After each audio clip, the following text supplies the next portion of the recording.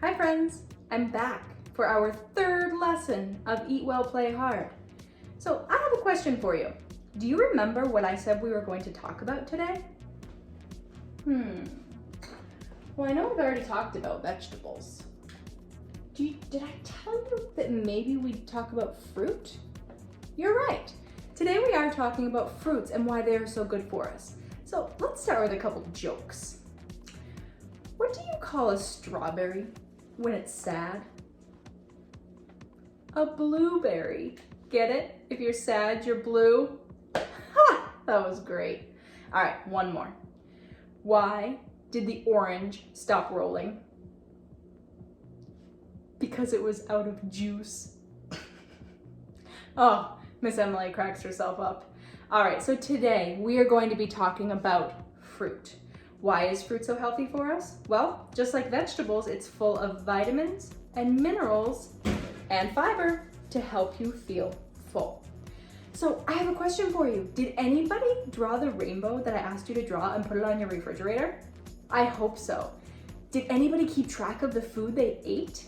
I really hope that you did, because getting a variety of colors and a rainbow of colors into your body every day helps you to be as strong and healthy as you possibly can be.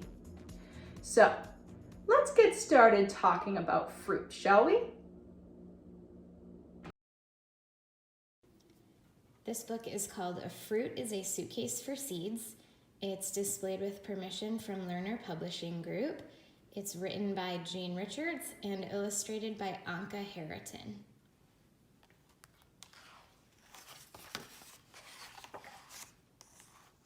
Most plants have seeds. When you put a seed in the ground and water it, a new plant grows from it.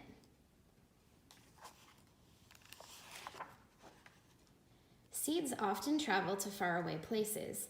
If seeds did not travel, too many plants would grow in one place. It would be very crowded.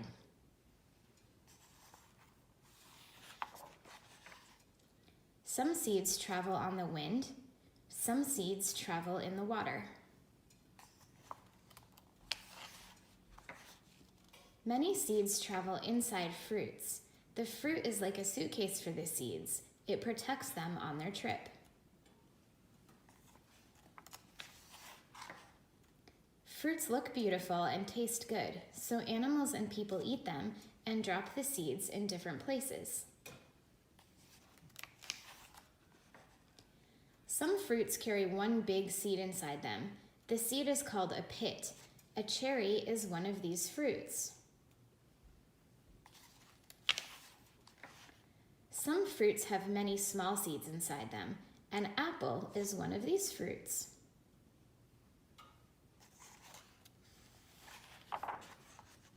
Some fruits have many, many tiny seeds inside them. A kiwi is one of these fruits.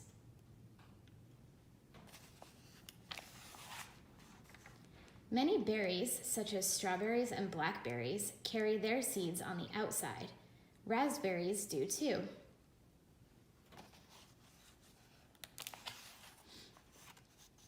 Some vegetables we eat are really fruits. They carry seeds too. Peas are seeds.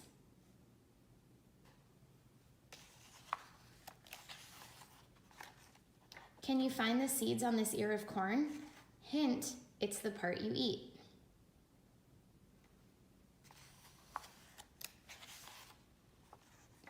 I'll bet you didn't know that every time you eat a peach, a cherry, an avocado, a plum, a cucumber, a tomato, a grape, an apple, an orange, a pea, a pear, a melon, a banana, or a blueberry,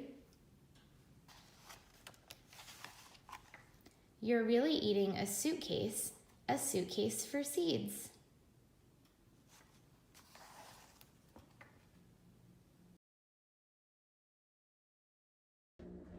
All right, so we're going to move our bodies a little bit for some physical activity while we learn about fruit. So everybody get your pointer finger ready. You're going to use it to draw in the air.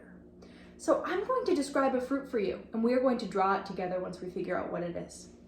So the fruit I'm thinking of has a yellow peel that you have to peel off of it in order to eat it, and it grows on a tree where it's really, really warm, and monkeys like to eat it. What is it? That's right, a banana.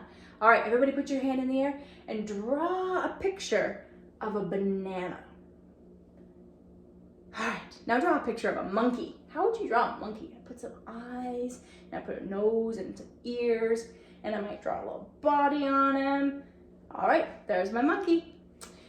The next fruit I'm going to describe is, it's orange on the outside, and it makes really good juice, and it has a lot of vitamin C to help keep away the germs and the colds. What is it? That was an easy one. It's an orange. Everybody take your hand and draw the biggest orange circle that you can, all the way to the ground, all the way back up. Now draw 5 more huge orange circles. Go. 1, 2, 3, 4, 5. All right, the next fruit I want to tell you about is, let's see, how about little itty bitty fruits that are round? They can be green and they can be red or purple, and they grow on a vine. That's right, grapes. So let's pretend we're picking grapes as fast as we can. Everybody ready? Go ahead and pick them. Pick them, faster. Faster, faster. All right, everybody stand up. Let's do one more. This fruit, let's see. This fruit grows on a tree. It also can make good juice, but juice doesn't have fiber. Remember, fiber is what keeps your belly full. You want to eat the whole fruit to make sure your belly's full. This fruit grows in Maine, where we live, and you eat it like this, but you don't want to eat the core. You eat around the core. It could be red, it can be yellow, it can be green. It makes a really good pie. Does anybody know what it is? You're right, it's an apple. So let's see, our physical activity for apple is, I have a good one. Let's pretend the floor is covered in apples and we need to stomp all the juice out of them. All right, everybody start stomping. Spin in circles and stomp. Keep going. They're not all smushed yet. Go ahead. All right, so now we just learned a little bit about fruit. We also got our physical activity in. Hopefully your chest and your heart are beating a little bit faster, and hopefully you feel a little bit tired, which means that you have exercised your body. So we're going to do something extra special today. Today, I'm going to show you how to make a fruit pizza. So when you're watching this video, make sure you watch it with a parent, because you will need a parent's help to do this. And remember, you don't have to do this. You can just watch the video and maybe do it another time if you don't have the ingredients. You can use different ingredients if you need to as well. Talk to your parent about how you might be able to try to make this at home. I hope you enjoy. All right, so I'm going to tell you what we're making. We are making what I like to call fruit pizza. So first things first, you need to cut a slice of watermelon to look like pizza, but you need to ask your parents for help. Do not try this by yourself. I need you to get your parents to help you. So what your parents will do is they'll turn the watermelon on its side. They will use that bear claw, which means we're not going to get our fingers in the way. And they're going to cut about an inch wide piece of watermelon. As you can see, this is really hard to do. So when I say get your parents to help you, I truly, truly mean it. All right, so I'm going to cut down, and it's going to be a little thinner on one side, and that's okay. It's going to be very thin on one side, actually, based on how I'm cutting it. So I'm going to continue trying to do my cut. Again, your parents' job, not yours. I'm going to cut down until I end up with what I'd like to think looks like a pizza crust. Let's see how I did. Haha, look at that. So I now have my pizza crust in front of me, very, very thin. Let's check out what we should do next. Well, whatever kind of yogurt you have, I'd like for you to spread on the top like you were saucing a pizza. So you're going to take a scoop, and you can put it right there in the middle, and you're going to spread it around. I have a yogurt that doesn't have any added sugar in it. And the reason I did that is because Yogurt's a place where you can get a lot of extra sugar that your body doesn't need.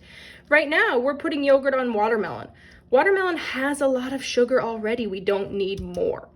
So if you have plain yogurt, feel free to use it, or use whatever you have. All right, I have sauced my pizza. How's it look? Now, I'm going to add a sprinkle of cinnamon because I think cinnamon is really good on this pizza. So now, I've already washed my strawberries. I'm going to slice a few of them. Ask your parents for help with this, or you can use a butter knife if you'd like to do it on your own. So what I just did there is I cut the top off using the bear claw. I placed it on its flat surface. I cut down the edges to make beautiful little slices of strawberries. And I think I'm going to cut 2. So I slice the top off, and this is easily done with a butter knife if you're younger and would like to do that.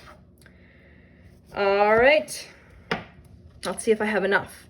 So these, hey, they kind of look like pepperonis. Look at that, it's a dessert pizza. Put a few more of these on. Oh look, 2 strawberries was absolutely perfect. All right, let's add some blueberries. So I'm going to take a little handful of my blueberries here, and I'm going to sprinkle them on top. Oh, look at that pizza.